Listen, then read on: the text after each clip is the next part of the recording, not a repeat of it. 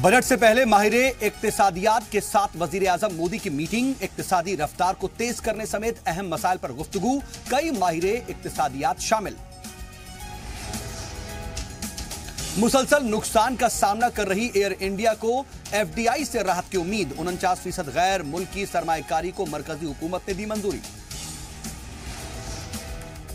जम्मू कश्मीर के साबिक सीएम फारूक अब्दुल्ला से सीबीआई ने की पूछताछ। जम्मू कश्मीर क्रिकेट एसोसिएशन में घपले का मामला। 2015 में सीबीआई ने दर्ज की थी एफआईआर।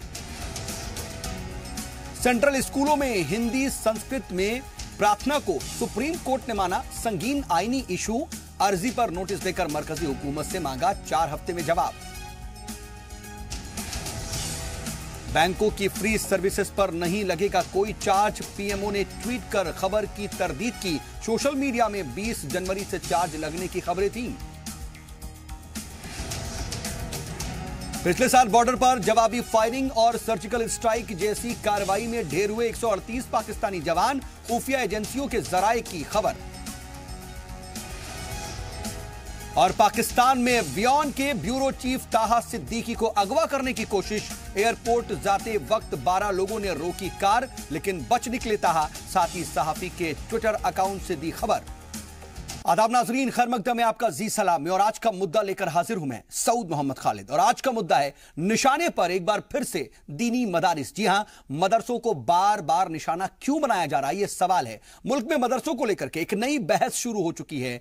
मदारिस पर दहशतगर्द पैदा करना या फिर मदरसों में दहशतगर्दी की तालीम देने से लेकर के कई इल्जामात लगते रहे हैं।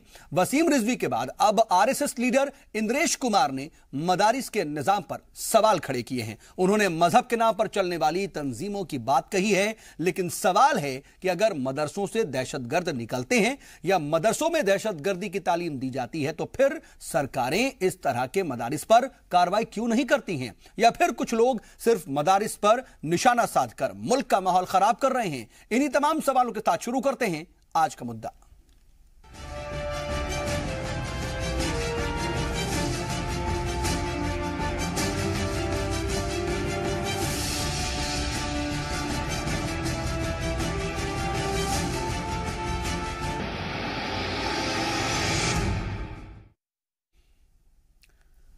तो शिया वक्फ बोर्ड के चेयरमैन वसीम रिजवी के बाद अब संघ ने भी मदारिस पर निशाना साधा है। आरएसएस लीडर इंद्रेश कुमार ने मुल्क के तमाम मदरसों का सर्वे कराने की मांग की है। इसी पर एक खास रिपोर्ट आपको दिखाते हैं, उसके बाद इसी पर होगी बातचीत की शुरुआत।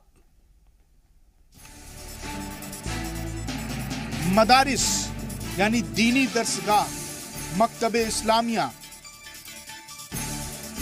अब मौलवियों के इल्म से नहीं, हाकिमों की मर्जी से चलेंगे, सियासी करम से बढ़ेंगे। मदरसों में अब अलिफ बे ते से नहीं, सियासत की करम फरमाइयां सुनाई जाएंगी। अगर मदरसों में ऐसा नहीं हो रहा है तो मदरसे मौलवी नहीं, दहशतगर्द पैदा कर रहे हैं। मदरसों पर यह इल्जाम कोई नया नहीं है। एक लंबी फहरिस्त है जिसने मदरसों को दहशत पढ़ाने के नाम की सनद दी है।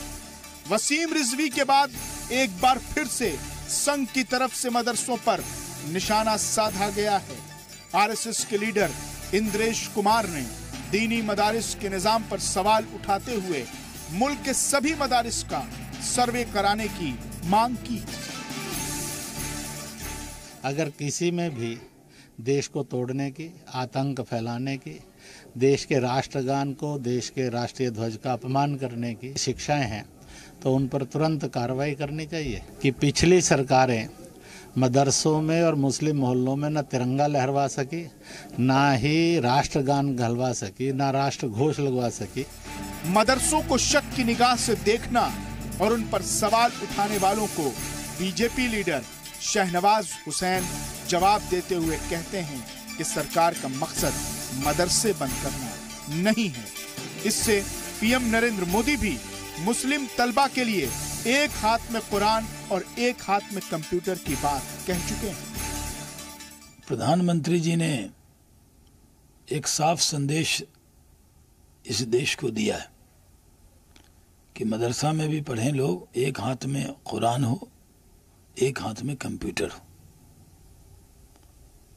और धार्मिक शिक्षा के साथ मॉडर्न एजुकेशन भी उनको पढ़ाया जाए, ये प्रधानमंत्री जी का संदेश है।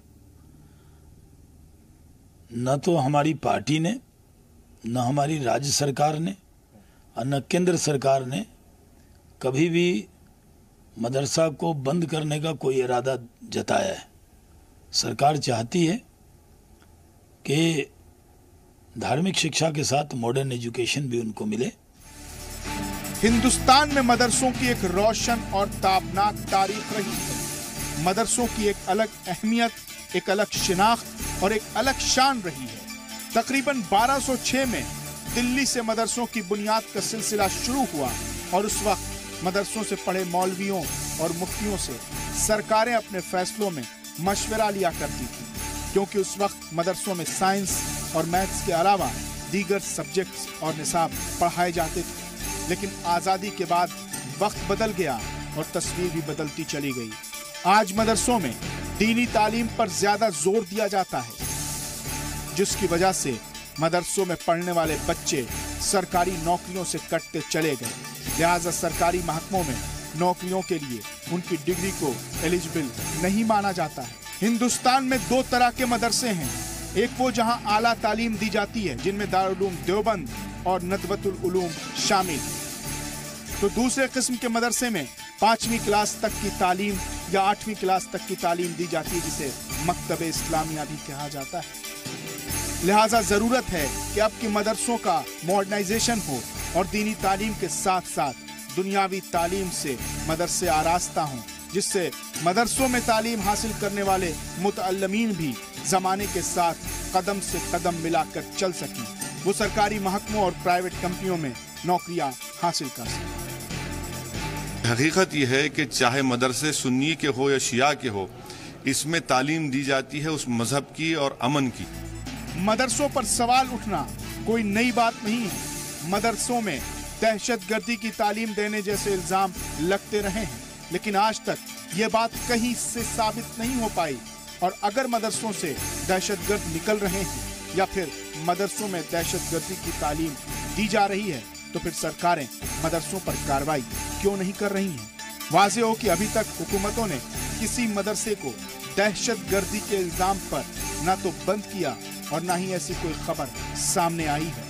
ऐसे में सवाल है कि क्या कुछ मदरसों पर निशाना साध कर मुल्क का माहौल खराब करने की कोशिश की जा रही है?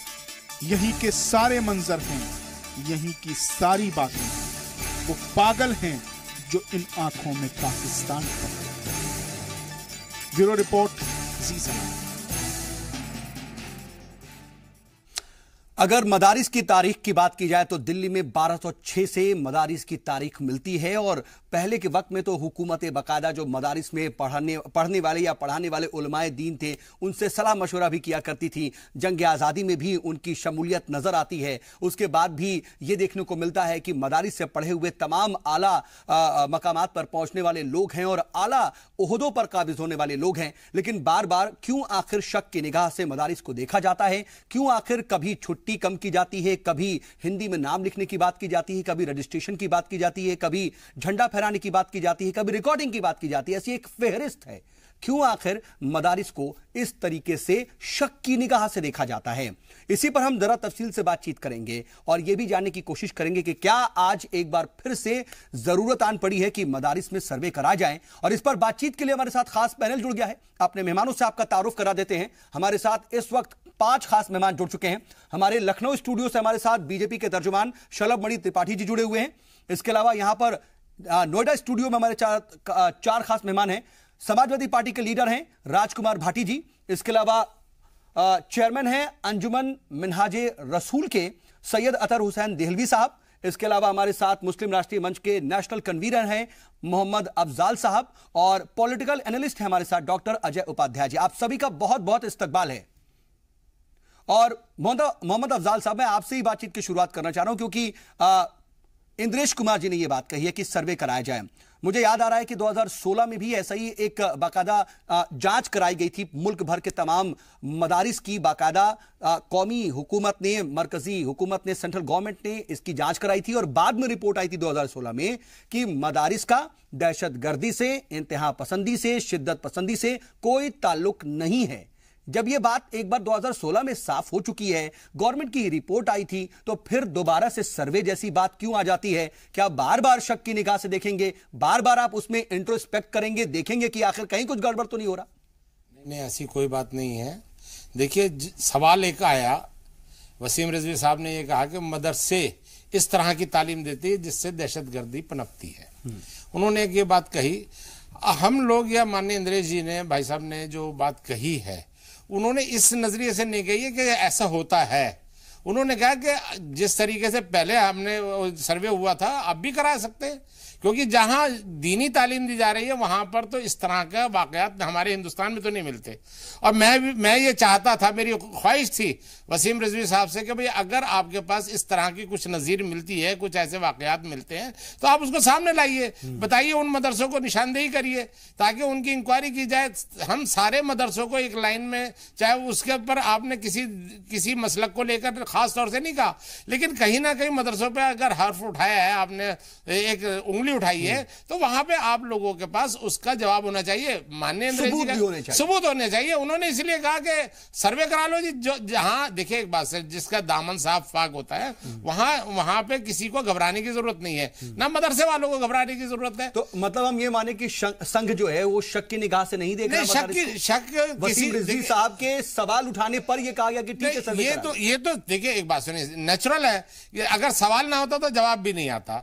ये नेचुरल है कि भाई संघ ये चाहता है, या मुस्लिम राष्ट्रीय मंच, या हम लोग सब हिंदुस्तानी ये चाहते हैं कि जो कोई हमारे देश में इस तरह की बात करता है तो वो नजीर पेश करे, वो सामने कुछ हमारे को जवाब ला के दे कि भाई ये मदरसे हैं, उन मदरसों को सामने लाया जाए और उनके खिलाफ कार्रवाई करने के लिए हिंदुस्तान की गवर्नमेंट के अंदर इतनी ताकत है। ये कोई पाकिस्तान की गवर्नमेंट नहीं है कि जहां ताकत नहीं है, यहाँ पे ताकत है। उनको उसके लिए उनका जो उनकी वो सजा होती है वो दी जाएगी।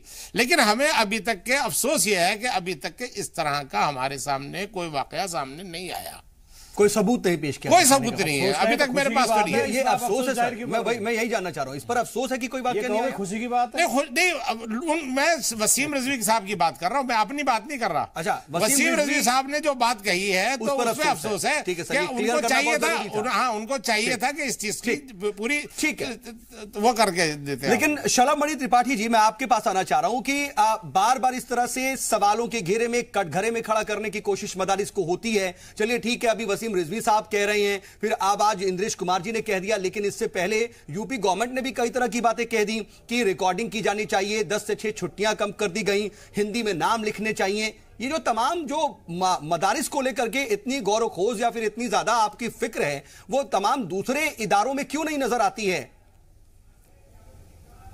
नहीं, वो फिक्र देखिए इसलिए है कि अगर आपको ये पता हो आंकड़े, तो सिर्फ 2% मुसलमान परिवारों से लोग हैं जिनके बच्चे मदरसों में पढ़ने जा रहे हैं। तो क्या कारण है कि मदरसों से लोगों का जो रुझान है वो टूटा है?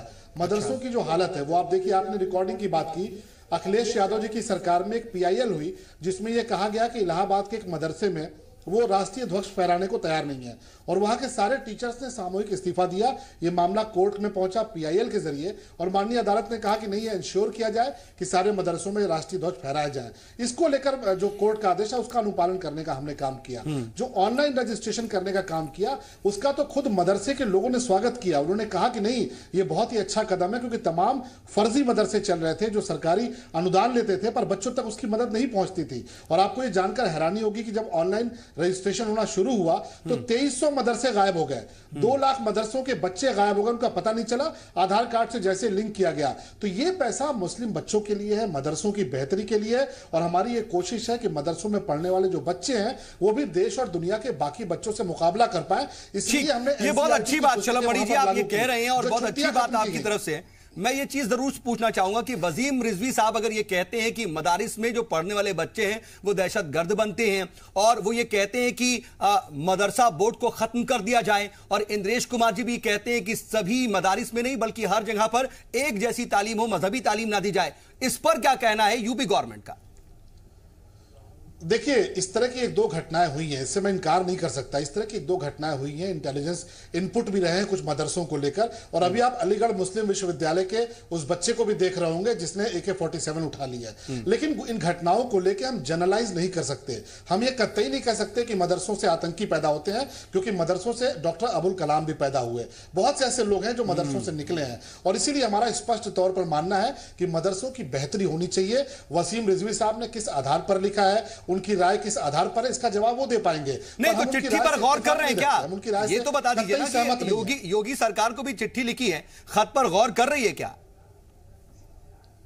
नहीं, देखिए, चिट्ठी उनकी मिली है। चिट्ठी लिखना हर किसी का अधिकार है, अपनी बात रखना हर किसी का अधिकार है, एक लोकतांत्रिक प्रक्रिया है। वसीम रिजवी साहब शिया वक्फ बोर्ड की नुमाइंदगी करते हैं, वो उसके चेयरमैन हैं। उन्होंने पत्र भेजा है, उस पत्र को सरकार को जब मिलेगा, अभी तो मुझे लगता है कि सरकार तक पहुंचने से पहले वो पत्र मीडिया में आ चुका है, और अभी सरकार तक पहुंचेगा उससे पहले तमाम टीवी चैनलों पर इसको लेकर बहस हो रही है। पत्र मिलेगा, पत्र को लेकर एजेंसीज अपना वैसे भी काम करती रहती है। नहीं, वसीम रिजवी साहब असल में इस खत को लिख करके जो चाहते थे वो उन्हें मिल भी गया। असल में वो खत पहुंचे ना पहुंचे, शायद उनका काम हो चुका है। मैं आऊंगा आपके पास, लेकिन राजकुमार भाटी जी, आपने सुना कि मोहम्मद अफजाल साहब क्या कुछ कह रहे हैं मदरसों को लेकर के? पाक नियत है, यूपी हुकूमत की भी इस तरीके से कोई ऐसी ख्वाहिश नहीं है कि मदारिस को बंद किया जाए, बल्कि बाकायदा उसको ठीक किया जा रहा है कि कहां जो पैसा गलत जगहों पर जा रहा है उसको ठीक किया जाए। सलमान त्रिपाठी जी को आप सुन रहे हैं, तो आप इससे इत्तेफाक रखते हैं या फिर आपको कहीं ना कहीं इनके मकसद में या इनकी कोशिश में कोई शक नजर आता है?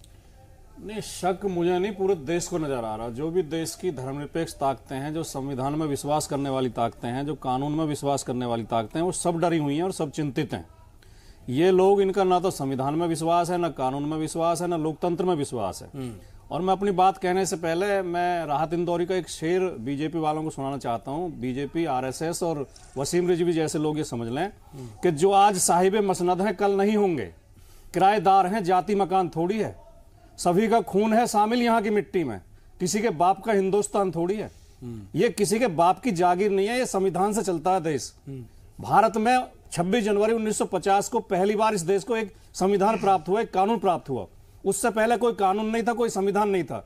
राजाओं की, बादशाहों की मर्जी कानून होता था, और खूब अत्याचार होते थे, जनता पे जुल्म होते थे और शोषण होता था। लेकिन इस संविधान ने हर एक नागरिक को, भारत के हर एक नागरिक को आजादी का अधिकार दिया, स्वाभिमान से जीने का अधिकार दिया है। अल्पसंख्यकों को भी अधिकार है, बहुसंख्यकों को भी अधिकार है, उच्च जातियों को भी अधिकार है, दलित वर्ग को भी अधिकार है। ये लोग अगर ये कहते हैं कि अल्पसंख्यक मदरसे बंद होने चाहिए या धार्मिक शिक्षा नहीं दी जानी चाहिए, तो ये क्या इस संविधान को बदलना चाहते हैं? हमारा संविधान के अनुच्छेद 25 से लेकर 30 तक स्पष्ट कहता है कि सभी को अपने धर्म की शिक्षा देने का अधिकार है, सभी को अपनी धार्मिक संस्थाएं खोलने का अधिकार है, शिक्षण संस्थाएं खोलने का अधिकार है, और अल्पसंख्यकों को विशेष तौर पे अपने धर्म के प्रचार की, उपासना की अलग कोई बात नहीं कह रहे। वो तो कह रहे हैं कि हम बंद नहीं करने जा रहे हैं, बल्कि उसको ठीक करना है, उसको करेक्ट कर रहे हैं। देखिए इन लोगों का ये तरीका है, दो भाषा एक साथ बोलते हैं। एक भाषा बोलते हैं अपने वोटर्स के लिए, एक भाषा बोलते हैं चैनल के लिए। ये अपने वोटर्स को संदेश दे देते हैं। आजम खान ने बनाया था अखिलेश जी सरकार में। त्रिपाठी जी, ये भी देश को बता दीजिए ना। नहीं, आजम खान पे भी मैं जवाब दूंगा आपका। मेरी बात ने बनाया, बताओ क्या कहा आजम खान ने, बताओ। नहीं, चेयरमैन तो आपकी सरकार ने बनाया ना, वसीम रिजवी को बनाया था। जब वसीम रिजवी को आजम खान ने चेयरमैन बनाया था, उस समय वसीम रिजवी प्रतिनिधित्व करते थे भारतीय संविधान का, उस समय दलाली नहीं करते थे। आज वसीम रिजवी अपने स्तर से गिर रहे हैं, अपने या तो डरे हुए हैं या किसी लालच में हैं। लगातार ऐसे बयान देते हैं जो केवल मुसलमानों के खिलाफ नहीं, इस देश के खिलाफ बयान देते हैं, फिरका परस्ती फैलाते हैं। मेरी गुजारिश ये है, आपने तकरीर अच्छी करी, लेकिन आपने एक भी ऐसा वाकया पेश नहीं किया कि संघ भाजपा जो है वो इस तरह का काम करती है जिसकी वजह से, अगर आप वो करते तो वो ज्यादा बेहतर। 10 उदाहरण दे देता हूँ, एक नहीं 10 उदाहरण दूंगा। एक उदाहरण नहीं दिया। मुझे सऊद भाई थोड़ा समय दीजिए, मैं 10 उदाहरण दूंगा, केवल 10 सेकंड दीजिए। मुसलमानों को मरवाते हैं जो उत्तर प्रदेश में मुख्यमंत्री बने बैठे हैं, ये चलाते थे एक आंदोलन लव जिहाद के खिलाफ। इन्होंने बाकायदा पोस्टर छपवा के और बाकायदा मीडिया में ऐलान किया था कि मुसलमानों ने एक मिशन चल रहा है कि हिंदू लड़कियों को धक्का दिलाइए। इन्होंने ये कहा था कि अगर मुसलमान हमारी एक लड़की ले जाएंगे तो हम उनकी 100 लड़कियां उठा कर लाएंगे। इनका वोट बैंक बन सकता है। केवल मुसलमानों को गुमराह करते हैं। आपकी बहस ये इस तरह से मुसलमानों को हक नहीं चाहते हैं। मुसलमानों को अच्छी शिक्षा मिले, मुसलमान बच्चे तरक्की की दौड़ में आगे बढ़े, ये सपा को सबसे ज्यादा। जो वसीम रिजवी है ये भारतीय जनता पार्टी का हिस्सा है, उत्तर प्रदेश सरकार का हिस्सा है, संवैधानिक पद पर बैठे हैं। जो वसीम रिजवी कह रहे हैं सरकार की भाषा मानी जाएगी। अगर वसीम रिजवी कह रहे हैं मदरसे बंद होने चाहिए तो इसका मतलब उत्तर प्रदेश सरकार कह रही है। इसको मुख्यमंत्री विकास की बात कर रहा है, अभी तक जवाब नहीं दिया है। इनकी सरकार में तो दंगे होते हैं। सरकार इससे सहमत नहीं है तो करवाते रहे, कलाकारों के नाच का लुत्फ लेते रहे, मुसलमान बच्चे कैंप में मरते रहे। आप किस मुंह से बात करते हैं संविधान की? बस आप किस मुंह से बात करते हैं लोकतंत्र की? आपकी पार्टी में लोकतंत्र है क्या? पूरे देश ने तमाशा देखा किस तरह झगड़ा हुआ सड़कों पर उतरकर। ठीक है, आपकी पार्टी में लोकतंत्र है? शलभ जी मैं आ रहा हूं। लोकतंत्र के तहत ही अखिलेश यादव का अध्यक्ष चुना गया है। ठीक है सर, पूरा परिवार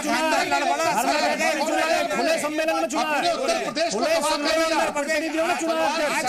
संविधान के तहत, लोकतंत्र के तहत आप लोकतंत्र की बात करते हो सर। ये हो रही है बहस। हम जरा टॉपिक पर वापस आते हैं। दिल्ली साहब मैं आपके पास आना चाह रहा हूं। देखिए बात जब इंद्रेश कुमार जी के बयान की हो रही है कि सर्वे कराना चाहिए, तो वसीम रिजवी का भी मुतनाज़ा बयान सामने आ रहा है, वो क्योंकि वो इंटरकनेक्टेड है, इंटरलिंक्ड है।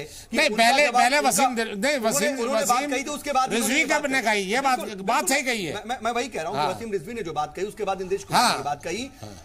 आप मदारिस के बारे में जरा मैं चाहूंगा कि थोड़ा रोशनी डालें कि मदारिस का किरदार इस मुल्क की तरक्की में, उसकी तामीर में और मुसलमानों की फलाह व बहबूद में और उनकी तालीम में कितना है। जरा ये भी नाजरीन तक जाए और समझ में आए कि आखिर मदरसों का असल कैरेक्टर क्या है, क्योंकि कई बार कैरेक्टर असैसिनेशन जरूर होता है मदारिस का।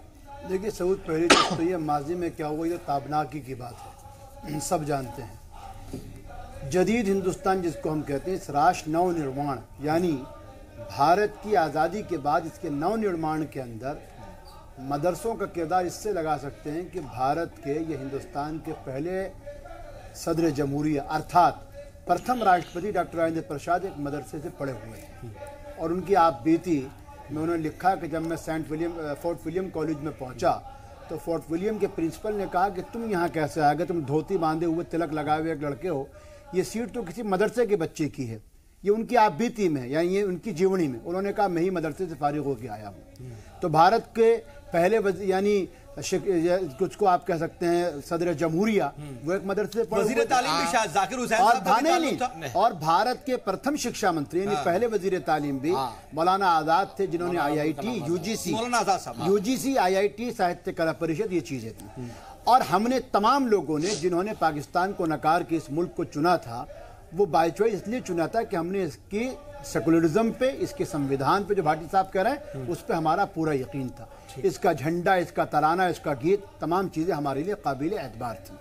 अब वसीम रिजवी ने क्या कहा, देखिए मैं किसी ख्वारुल वक्त पे या किसी राने दरगाह शख्स पे कोई तबसरा नहीं करना चाहता। एक आदमी जिसके ऊपर भारतीय जनता पार्टी लगातार कह के यूपी असम्बली में हंगामा आराई करती थी कि साहब ये शख्स जो है ये करप्शन में लिप्त है और इस पे आजम खां के साथ मिली भगत के तमाम इल्जाम थे।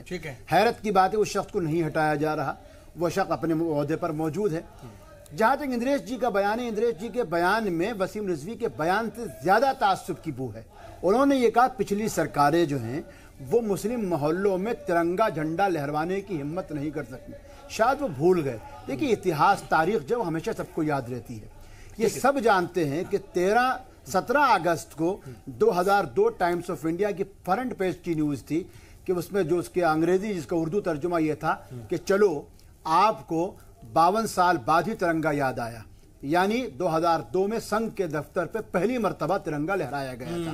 इसलिए मदरसों को या मुस्लिम मोहल्लों को, इंद्रेश कुमार जी हमारे मोहल्ले क्या जानते हैं, उनको क्या मालूम है। मैं समझ गया, मोहल्ले में शौक सऊद आखिरी बात, जिन मोहल्लों में जहां लखनऊ की गलियों के अंदर, जहां दिल्ली के बाजारों के अंदर वो मोहल्ले जहां शौकत अली हाशमी और साथ में लाला गुलजारी लाल जो एक साथ मिलकर अंग्रेजों भारत छोड़ो के नारे लगाते, उसको इंद्रेश अफजाल साहब मैंने बड़े धैर्य से सुना, इसलिए अफजाल साहब उसमें कुछ भी कहें, लेकिन इंद्रेश जी ने तो नया शगुफा मदरसे नहीं बल्कि उन्होंने तो हम सबको कह दिया कि साहब इनके आने से पहले हमारे यहाँ कुछ होता नहीं था। और एक आखिरी बात, हमें इनसे राष्ट्रभक्ति सीखने की कोई जरूरत नहीं है। हिंदू हो, मुसलमान हो या हमारे बीजेपी प्रवक्ता हो, हम हो जो भी हो, हम भारतीय हैं और भारत के संविधान सम्मान करना हमारा काम है। ठीक है, लेकिन डॉक्टर अजय उपाध्याय, मैं आपसे बहुत शॉर्ट में एक रिएक्शन चाह रहा हूं, क्योंकि मुझे ब्रेक पर जाना है, इसलिए जल्दी से शॉर्ट, फिर मैं आपके पास वापस आऊंगा कि ये इसको लेकर के सियासी बू भी नजर आती है, सियासी कनेक्शन भी आता है, क्योंकि ये जो बार बार बयानात आते हैं मजहबी इदारों को लेकर के, कहा जाता है कि असल में इसके पीछे सियासत ही है। निश्चित तौर पे सियासत तो हो ही रही है। आज जिस परिस्थितियों में पूरे देश का माहौल है, जिस तरह से धर्मनिरपेक्ष जो चरित्र इस देश का है, उस पर कहीं ना कहीं लगातार प्रहार हो रहा है और कहीं ना कहीं उस पर प्रश्न लगाया जा रहा है। देश का जो ताना बाना है, कभी ट्रिपल तलाक के नाम पे, कभी लव जिहाद के नाम पे, अब मदरसों पर बात आ गई। चाहे कोई भी हो, मुझे लगता है शासन में, सियासत में जो सत्ताधारी दल होता है, उसके अपने भी देश के प्रति, समाज के प्रति और नागरिकों के प्रति एक अपना दायित्व है। मुझे लगता है उस दायित्व से आगे नहीं जाना चाहिए। इंद्रेश जी का जो एक लेवल है, उस स्तर पर आरएसएस का चेहरा है कि वो साथ में अपने एक वोट बैंक की भी बात करते हो, इधर भी करते हैं, क्या ऐसा है क्या? बहुत शॉर्ट में सर। देखिए, विकास की जो परिकल्पना से और जिस आधार पर आई थी पार्टी, कहीं ना कहीं विकास के एजेंडे से तो बाहर आ ही गई है। ऐसा हो रहा है। आज धार्मिक ध्रुवीकरण की बात लगातार। चलो जी, मैं आपके ही पास आ रहा हूं, इस पर रिएक्शन लूंगा, लेकिन मुझे एक छोटे से ब्रेक पर जाना है। ब्रेक से लौटते हैं और फिर बातचीत को यहीं से आगे बढ़ाते हैं।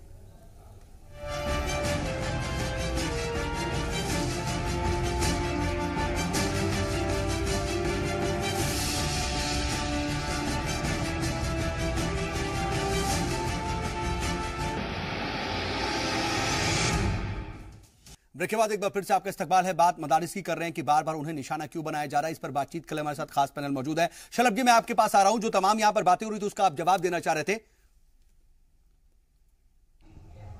देखिए, मैं ये कहना चाह रहा था कि एक तबका है जो जैसे ही भारतीय जनता पार्टी की सरकार बनी, उसके बाद से उन्होंने एक शिगुफा छोड़ा कि जो है देश का माहौल बिगड़ रहा है, और कुछ लोगों ने अपने पुरस्कार वापस करने शुरू किए, कुछ लोगों ने अवार्ड वापस लौटाने शुरू किए, और देखिए देश की जनता ने उसका जवाब दिया है। वो एक तबका है जिसको ये लगता है कि बस जो वो सोच रहा है वही देश में हो रहा है, लेकिन देश की जनता ने 2014 के बाद भी इस देश में जो चुनाव हुए, 2017 में उत्तर प्रदेश के चुनाव में और तमाम राज्यों के चुनाव में, देश की जनता ने ऐसे लोगों का जवाब दिया है। मुझे लगता है कि अगर ऐसे लोग जो कह रहे हैं कि विकास के एजेंडे से हम हट गए हैं, उनको ये देखना चाहिए कि जनधन के खाते किसकी सरकार में खुले। नहीं, लेकिन खाते खुलवाने से क्या होगा? बंद भी उतनी तेजी से हो रहे हैं। खाता खुलवाने से खाते की बात नहीं है, लेकिन देखिए जो लोग ये कहते हैं वो ये भी कहते हैं कि आप लव जिहाद, नौकरी चली गई, ट्रिपल तलाक, इन पर ज्यादा है, और महंगाई, बेरोजगारी, विकास, कितने लोगों को रोजगार, कितने लोगों को मिला? तो ये रोजगार का डाटा बताइए। हट करके इन मुद्दों पर प्रधानमंत्री जी लगातार रोजगार की बात करते थे। कितना रोजगार? आप मुझे एक बात बताइए कि क्या ट्रिपल तलाक मुद्दा नहीं है क्या?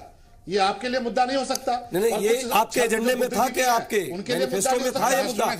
मैनिफेस्टो में था, इसी पर आपने चुनाव जीता था, और उसके वोट इसीलिए दिया था लोगों ने। मुस्लिम बहनों की तरक्की की दिशा में काम नहीं हो रहा है क्या? ऐसे लोग जो बैठ के बातें कर रहे हैं, वो इस बात को क्यों नहीं देखते कि राहुल गांधी जी उत्तर प्रदेश के चुनाव में आते हैं तो मजारों में घूमते हैं, और जब वो गुजरात के चुनाव में जाते हैं तो जनेऊ पहनकर घूमते हैं। ट्रिपल सवाल क्यों नहीं उठाता? आप तुष्टीकरण की बात तब पे कहते हैं। समाजवादी पार्टी के साथी यहाँ पर बैठे हैं। उत्तर प्रदेश की सरकार ने, अखिलेश जी की सरकार ने आतंकवादियों से मुकदमे वापस लेने का काम किया। ये क्या था? मुलायम सिंह 50 बार बोले कि कार सेवकों पर गोली चलवाता रहूंगा। ये तुष्टीकरण की राजनीति नहीं है। कांग्रेस के लोग कहते हैं कि हिंदुस्तान के संसाधन पर पहला अधिकार मुसलमान का है। राहुल गांधी जी सैम पित्रोदा की जाति बताते हैं। तो ऐसे जो छद्म बुद्धिजीवी हैं, उनको कांग्रेस पार्टी का ये चरित्र नजर नहीं आता। भारतीय जनता पार्टी की सरकार में आज आप ही के चैनल पर मैं देख रहा हूं कि पाकिस्तान के कितने सैनिकों को मार गिराया, ये आज खुद स्वीकार किया पाकिस्तान ने आज, और 200 से ज्यादा आतंकवादी कश्मीर मारे जा चुके। नौकरी कितने लोगों को मिली? नौजवानों को पर चढ़कर आगे गए। नौकरी दीजिए ना, सारे रोजगार। आज क्या स्थिति है देश में? कांग्रेस के जमाने में सारे कभी आप जुमले करते हैं, कभी हिंसा की बात करते हैं, कभी दलितों पर बात आ जाती है, कभी आप लव जिहाद पर आते हैं, अब मदरसे पर आ गए। विकास पे आइए ना, विकास पे बात कीजिए ना। अरे विकास में एजेंडा है, विकास करने वाला। ठीक है, मैं आ रहा हूं। हम तो विकास में बात कर रहे हैं, आप तो विनाश करते रहे। आपने उत्तर प्रदेश का विनाश किया, देखिए शलभ जी, और आपकी अगुवाई में कांग्रेस की सरकार ने देश का विनाश किया। कई तरह की विकास कर रहे हैं। आप उठाकर देखिए, जवाब दिया गया जिस तरीके से किसानों के कर्जे माफ हुए पिछले 9 महीने में रिकॉर्ड है। उत्तर प्रदेश में किसी सरकार ने 60,000 करोड़ किसानों के खाते में भेजे।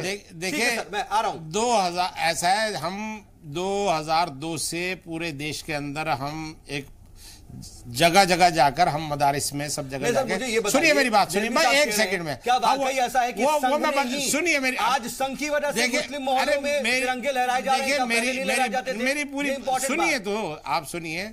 2014-15 में हम लोगों ने ये इस तरह की बात उठी थी। 2014-15 में हमारे संगठन ने पूरे देश के मदारिस को लेटर लिखकर, चिट्ठी लिखकर कहा कि आप इस बार 15 अगस्त और 26 जनवरी को अपने अपने मदारिस के अंदर तिरंगा झंडा फहराएंगे, तो हम मुसलमानों के अंदर जो हुब्बुल वतनी है उसके अंदर और उसमें जो है इजाफा होगा। लेकिन तो ये चीज जो है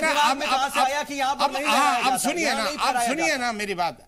अगला जब हम लोगों ने इस बात पे होता, जो कुछ जो मुस्लिम पर्सनल लॉ बोर्ड के और कुछ इस तरीके से लोग जो थे ना, उन्होंने ऑब्जेक्शन उठाया कि आप हमारी हुब्बुल वतनी पे वो सवाल उठा रहे हो, ये उठाया। लेकिन उसमें कुछ लोगों ने, आपने ये भी अभी आपके चैनल में बात हुई है कि एक मदरसे ने उत्तर प्रदेश के, मैं उसका नाम नहीं लेना चाहता, उसके उलमाओं ने, उनके वहां पे टीचरों ने रिजाइन कर दिया। लेकिन नहीं, देखिए एक बात सुनिए, वो ये तस्दीक बात है।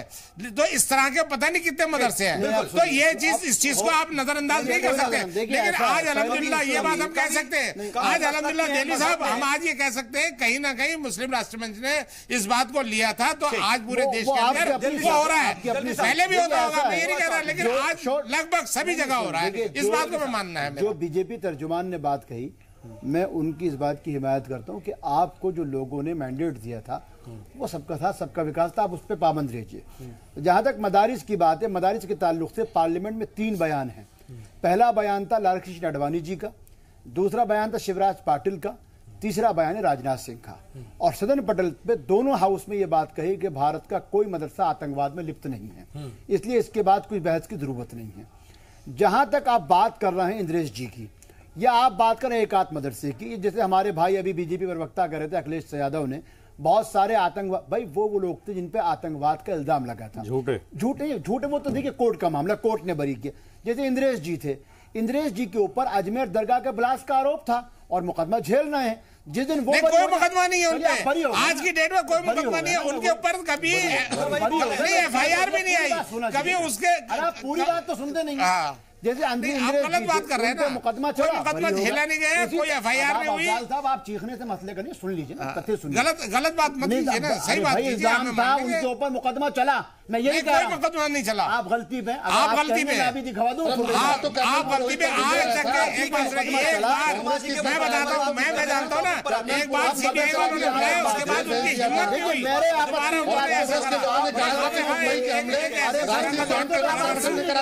झूठे बेबुनियाद है। कांग्रेस के लोग तो कहते थे कि मुंबई का हमला RSS ने करा दिया है, कांग्रेस के लोग कहते थे को भी जेल भेज दिया था। और सऊद जो बात आपने अपनी प्रीफेस, कांग्रेस के लोग तो मुंबई के हमले को कहते थे कि RSS ने करा दिया। हाँ, मुझको बिल्कुल आपने कहा था, आपको मालूम होना चाहिए, उसी के जवाब में बीजेपी ने फौरी तौर से कहा था कि इंद्रेश को, ये जो आपके हेमंत करकरे के बारे में जो आपने लिखा था वो भी लोगों के पास मौजूद है, इसलिए सबके ऊपर अपने अपने दामन गीले हैं। हमारा कहना ये मदरसों के ताल्लुक से प्रधानमंत्री नरेंद्र मोदी जी ने जो कहा था, कांग्रेस के लोगों ने तमाम वफादारों को, तमाम राष्ट्रवादियों को सभागार बनाने का काम किया और इसीलिए जनता ने सफाया कर दिया। आपने कर्नल पुरोहित के साथ क्या किया? आपने कर्नल पुरोहित जैसे जाबाज हमारे अफसर को सड़ा कर रख दिया कांग्रेस के लोगों ने।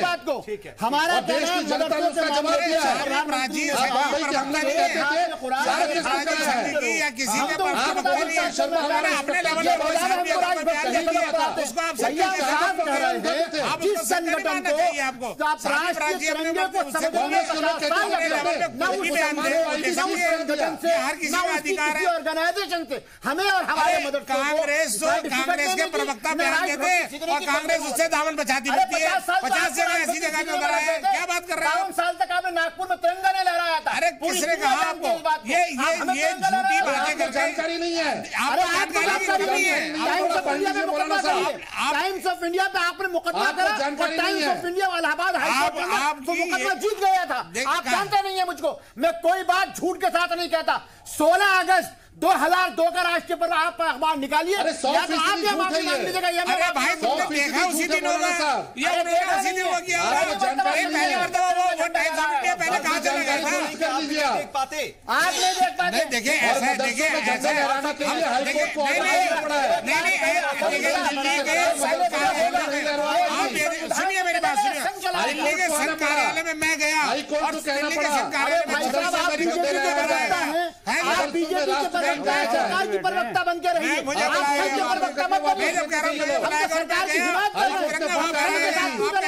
रहे हैं, अपेक्षा करते हैं। हम तो कह रहे हैं कि प्रधानमंत्री भैया प्रधानमंत्री ने जो कहा है, मान्यवर बीजेपी प्रवक्ता साहब, जो प्रधानमंत्री ने कहा, मैं तो उसकी हिमायत कर रहा हूं कि एक हाथ में कुरान हो, एक हाथ में उनके कंप्यूटर हो, संविधानिक पद पे माननीय प्रधानमंत्री तो वही कर रहे हैं, उनकी एनसीईआरटी की कोई शक लगा रहे हैं। प्रधानमंत्री जो कहेंगे, उन्होंने कहा, उन्होंने सीएम से कहा समाजवादी पार्टी की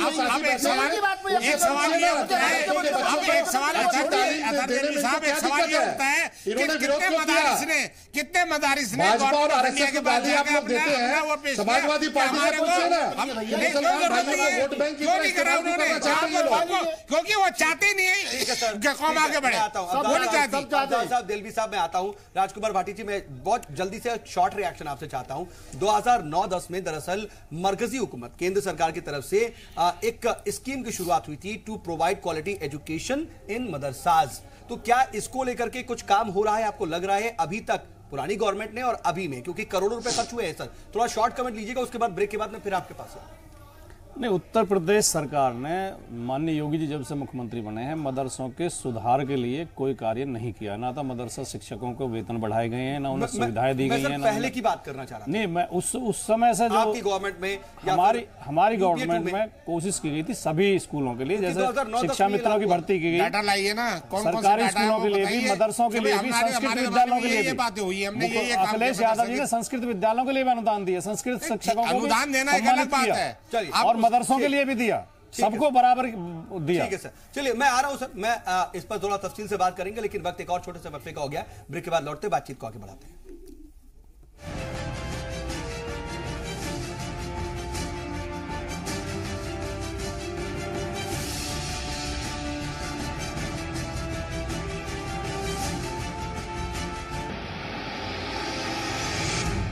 बात मदारिस को लेकर के हो रही है कि आखिर उन्हें बार बार निशाना क्यों बनाया जा रहा है। तो मदारिस को लेकर के उनके अंदर जिस तरह की तालीम दी जाती है, उसको लेकर के तमाम कोशिशें भी हुई हैं। हम जरा बात कर रहे हैं और उसी पर हम आगे तफसील से बात करते हैं। राजकुमार भाटी जी, मैं एक बार फिर आपके पास आना चाह रहा हूं, क्योंकि 2009-10 में बाकायदा इसको लेकर के कोशिश शुरू हुई, स्कीम बनी, लेकिन वो स्कीम कितनी जमीन पर उतरी, क्योंकि रियासती गवर्नमेंट की भी बहुत ज्यादा उसमें हिस्सेदारी थी, पिछली गवर्नमेंट की भी हिस्सेदारी थी, लेकिन कितना पैसे बहुत खर्च हुए सर।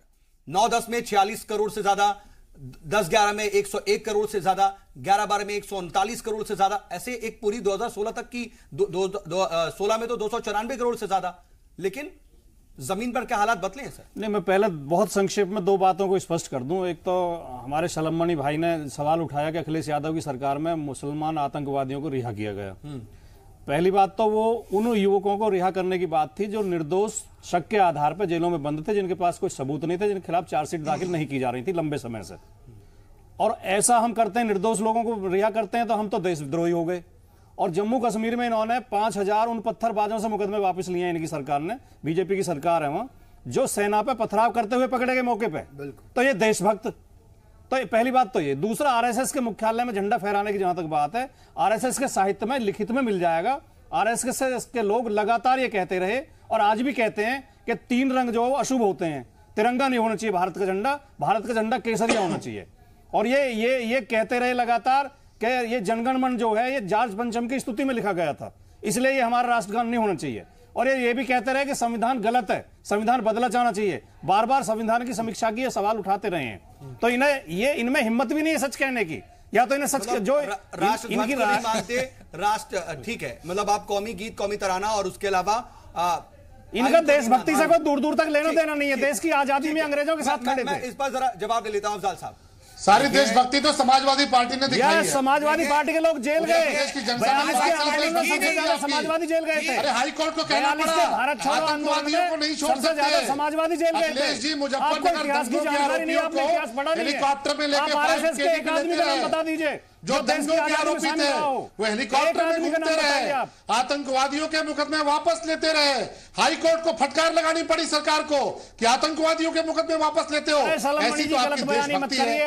आपने जिस तरीके से दंगे कराए, आपने जिस तरह पुलिस अफसरों को मरवाया, आपकी सरकार में जवाहर हत्याकांड हुआ, हमारे जाबाज पुलिस अफसर मारे गए। आज देखिए पुलिस गोली का जवाब गोली से दे रही है। 900 से ज्यादा इनकाउंटर हो चुके हैं। सत्य का बात थोड़ी है, सच्चाई थोड़ी है। बड़ा किया था योगी आदित्यनाथ जी की सरकार, उसकी गोली का जवाब गोली से दे रही है। 900 से ज्यादा मुठभेड़ें हुई हैं, 30 से ज्यादा खूंखार अपराधी मारे गए। आपके लिए मुख्तार अंसारी मसीहा है, हमारे लिए मुख्तार अंसारी जैसे लोग माफिया है। हम उनके खिलाफ कार्रवाई कर रहे हैं। अतीक अहमद जैसे लोग हमारे लिए माफिया है। राष्ट्रीय अध्यक्ष और प्रदेश अध्यक्ष के खिलाफ टिकट देते हो, आप उनको आपके राष्ट्रीय अध्यक्ष और प्रदेश अध्यक्ष के खिलाफ मुकदमे हैं, आपने जाति और धर्म के नाम पर प्रदेश को तबाह कर दिया। सुन लीजिए, देखिए आज जो ये बहस है मदरसे पे जो प्रश्न चिन्ह लगा है, कहीं ना कहीं उस पे बहस है। और ये मदरसे पर प्रश्न चिन्ह सिर्फ नहीं है, ये देखा जाए तो एक पूरे कौम के एजुकेशन पर प्रश्न चिन्ह है। मेरा मानना है ठीक है कि बीजेपी ने कोई डायरेक्टली इस पर कोई प्रश्न चिन्ह नहीं लगाया है। यदि सलभ जी जिस तरह कह रहे हैं, अभी राष्ट्रीय मुस्लिम मंच के हमारे साथी यहाँ बैठे हैं, इस तरह से सरकार की तरफ से भी कोई एक बयान यदि आ जाए भाजपा से के केंद्र सरकार से या स्टेट सरकार से कि भाई मदरसे से कोई प्रश्न चिन्ह नहीं है, यदि कोई बात है वो अलग चीज है। उन्होंने ये तो नहीं लगाया कि वो, उन्होंने ये तो नहीं कहा वसीम रज़वी जो कह रहे हैं वो सही कह रहे हैं, ऐसा तो नहीं हुआ। नहीं वसीम अहमद जी आप नहीं, वसीम रज़वी को हमने सही कहा क्या? मुझसे कह रहे हैं वसीम रज़वी ने ये नहीं कहा कि वसीम सही कह रहे हैं।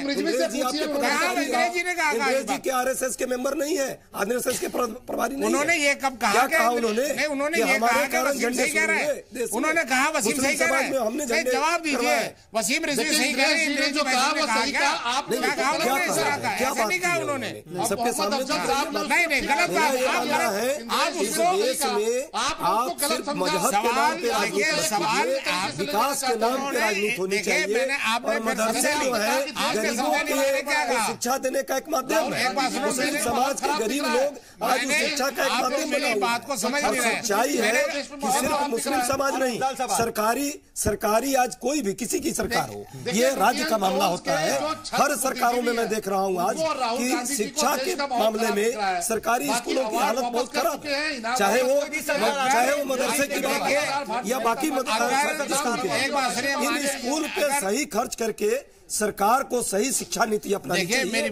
मदरसे में यदि आधुनिक शिक्षा की बात हो बहुत अच्छा लगेगा, लेकिन उसमें प्रश्न मत लगाइए। किसी भी फिरका परस्ती की नजर से नहीं देखी जानी चाहिए।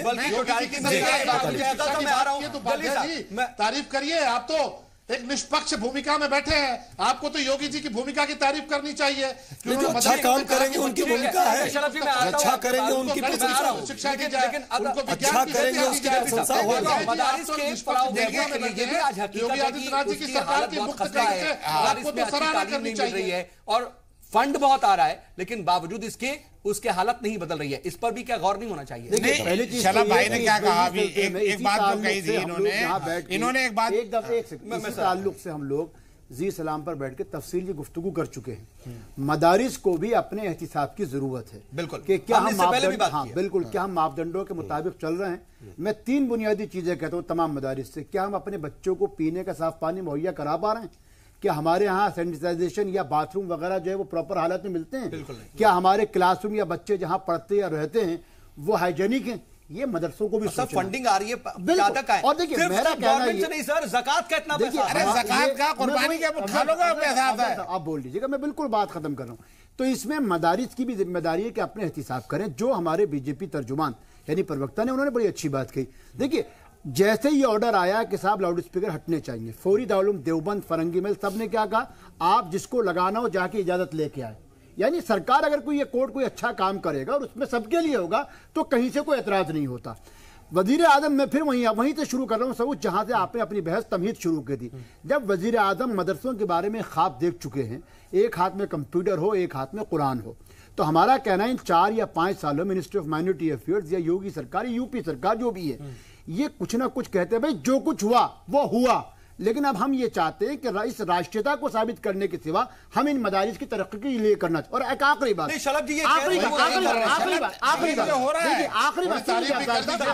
आखिरी बात ये कि वजीर आजम नरेंद्र मोदी इससे पहले गुजरात के वजीर आला भी थे, और गुजरात में हिंदुस्तान के सबसे सक्षम मदरसे चलते हैं, ना तो वहां किसी मदरसे पर आतंकवाद का कोई आरोप लगा। तो इसलिए मेरा कहना है वजीर आजम या भाजपा को इसमें शामिल किए बगैर वसीम रिजवी को नजरअंदाज कीजिए, अच्छे काम करने के साथ आइए। बिल्कुल सर, देखिए वक्त की कमी इसलिए सबके पास अब नहीं आ पाऊंगा। आप सभी मेहमान हमारे साथ जुटे और बातचीत में शामिल, इसके लिए आपका बहुत बहुत शुक्रिया। जरूरत इस बात की है कि मदारिस भी अपने अंदर झांके और कहीं ना कहीं अगर किसी तरह की कमी है तो उसको दूर करें और कम से कम तालीम के और वहां के हालात बेहतर करें, और फिर लोगों को भी सियासत से बाज आना चाहिए। आज का मुद्दा में बस इतना ही।